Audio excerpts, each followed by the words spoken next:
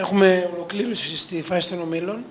Αν θεωρεί ότι η βαθμολογική τελική κατάταξη είναι αυτή που αντικατοπτρίζει και την εικόνα των ομάδων, και αν έχει την άποψη ότι ίσως σήμερα ο ΠΑΟΚ να γκρέμισε μια εικόνα που έχει δημιουργήσει μέχρι τώρα στον όμιλο. Je hebt koud? Στα Ολλανδικά. Heeft hij het koud? Ρωτάει αν κρυώνεται. Ρωτάει αν κρυώνεται. Oké, de vraag was, nu de poelenwedstrijden afgelopen zijn en we zien de stand van alle ploegen. Ja. Denkt u dat dat een logische weergave is van de stand? Het is van de eerste, tweede, derde en vierde. Of denkt u ook dat PAOK eigenlijk die eerste plaats uit handen gegeven heeft op het einde? Nou, ik denk dat wij vandaag niet dat gespeeld hebben wat in onze mogelijkheden zijn.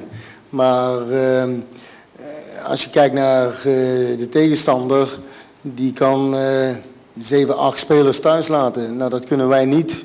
Ja, daar hebben wij dan toch ontzettend veel problemen. Buiten dat hebben we natuurlijk met behoorlijk wat blessures te maken op het middenveld.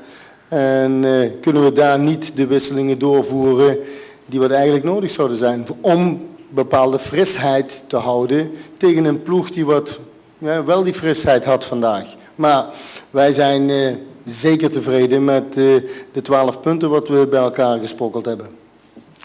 Σίγουρα δεν είμαι ευχαριστημένος ειδικά από το τελευταίο παιχνίδι που παίξαμε, αλλά πρέπει να πούμε κιόλας ότι ο αντίπαλός μας είχε την πολυτέλεια να φρεσκάρει πολύ την ομάδα της, να αλλάξει 7-8 παίχτες χωρίς να αλλάξει κάτι στο παιχνίδι της, ενώ εμείς δυστυχώς δεν έχουμε αυτή την πολυτέλεια να μπορέσουμε να ξεκουράσουμε τόσους πολλούς παίχτες και φάνηκε στο παιχνίδι ότι μας έλειπε αρκετή φρεσκάδα σήμερα σε σχέση με τον αντίπαλό μας, αλλά στην τελική οι 12 πόντοι που μαζέψαμε στη φάση των ομίλων μπορώ να πω ότι είμαι αρκετά ευχαριστημένος. Άλλη ερώτηση. Έχει μιλήσει πολλές φορές για το ρόστερ της ομάδας, ότι είναι μεγάλο, τον ικανοποιεί κτλ. Σήμερα γιατί λέει ότι δεν έχει την πολυτέλεια να φρεσκάρει εκείνο στην ομάδα του? U zegt dikwijls dat u een grote kern heeft. Ja. En hoe komt het dat u nu zegt dat plots dat we niet genoeg spelers hebben om te laten testen? Wij hebben een grote kern, ja. Maar kijk nou eens eventjes hoeveel middenvelders dat er geblesseerd zijn. Έχουμε πολλούς παίχτες, αλλά άμα κοιτάξετε κιόλας πόσοι μέση παίχτες είναι τραυματίες. Vandaag had ik bij wijze van spreken Katsouranis graag op het middenveld gebracht, maar Savalas was geblesseerd. Dus die kon ik niet van achteruit weghalen. Dus hebben we gekozen voor een jonge speler op het middenveld te brengen. En dat was ook niet een groot succes. En naderhand hebben we Kitsu op het middenveld gebracht, omdat hij dat vorig jaar ook gespeeld heeft. Maar ja, dan zie je ook weer dat een Skondras weer een fout maakt, bij wijze van spreken in verdedigend opzicht, waar de strafschop uit ontstaat.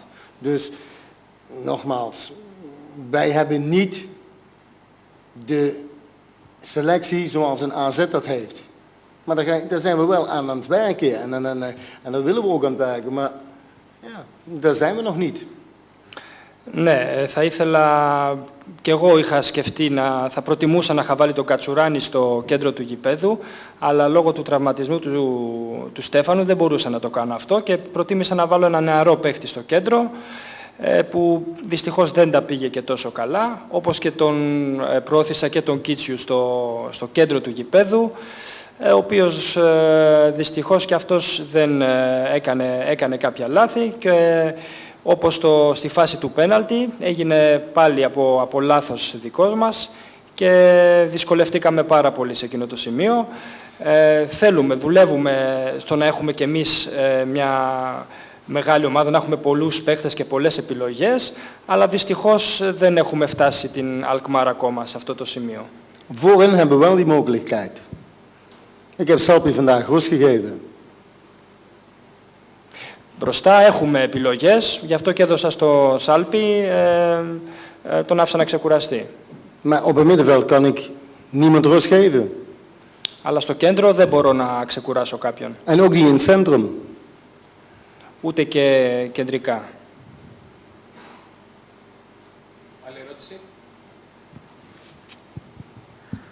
Σε κάποια στιγμή ακούστηκε πάλι σήμερα το όνομα του Γκαρσία. Σε κάποια στιγμή ακούστηκε από εκεί το όνομα του Γκαρσία. Υπάρχει περίπτωση να ξαναπαίξει ο Παύλο Γκαρσία με βάση την εικόνα που παρουσιάζει μέχρι τώρα στις προπονήσεις? Er hebben dikwijls de naam gehoord van Garcia. Ja, ik Is er ook. de mogelijkheid dat hij nog optreedt? Ik weet het niet. Δεν ξέρω, δεν γνωρίζω. Ik kijk alleen naar de prestaties op de training. Ja, en dan beoordeel ik of er een speler het kan of niet kan. Εγώ κοιτάω την απόδοση στην προπόνηση και από εκεί αποφασίζω αν ένας παίχτης μπορεί να αγωνιστεί ή όχι. Άλλη ερώτηση?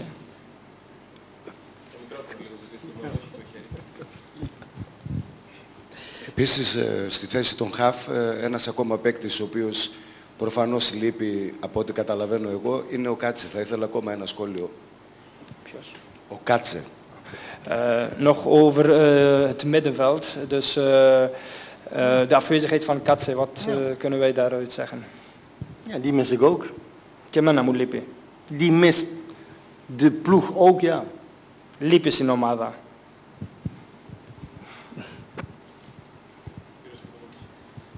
Υπάρχει μια κλήρωση στη Δευτέρα. Έχει σημασία ο αντίπαλος σε αυτή τη φάση για τον κύριο Στέφενς ή το πιο σημαντικό είναι η εικόνα που θα βγάλει ο ΠΑΟΚ? Δηλαδή υπάρχουν ομάδες που παίζονται, υπάρχουν ομάδες που είναι απαγορευτικές, ας πούμε, να σκέφτεται ο ΠΑΟΚ ότι μπορεί να τις περάσει. En iets over de loting van maandag. Is het belangrijk, zijn er ploegen die PAOK liever heeft als tegenstanders of andere ploegen die we totaal niet willen als tegenstander? Kunnen wij dat beïnvloeden? Μπορούμε να το επηρεάσουμε? Ik denk het niet, hè. Δεν νομίζω. Dus we moeten gewoon afwachten. Απλά πρέπει να περιμένουμε. Een loting is een loting, dus die kun je niet beïnvloeden. Dus je moet gewoon afwachten. Η κλήρωση είναι η κλήρωση. Δεν μπορούμε να την επηρεάσουμε, απλά περιμένουμε. Άλλη ερώτηση? Άρα από τη στιγμή που μιλάει για αυτά τα προβλήματα στο κέντρο, να περιμένουμε και την Κυριακή και την Τετάρτη και την άλλη Κυριακή την ίδια εικόνα του ΠΑΟΚ, από τη στιγμή που δεν έχει άλλες λύσεις στο κέντρο? Door het probleem op het middenveld mogen we dan hetzelfde spelbeeld verwachten, zondag en woensdag en zondag erop, doordat er niets verandert. Nou, ik ga kijken wat ik kan doen op het middenveld. Θα δω τι μπορώ να κάνω στο κέντρο του γηπέδου, για το κέντρο.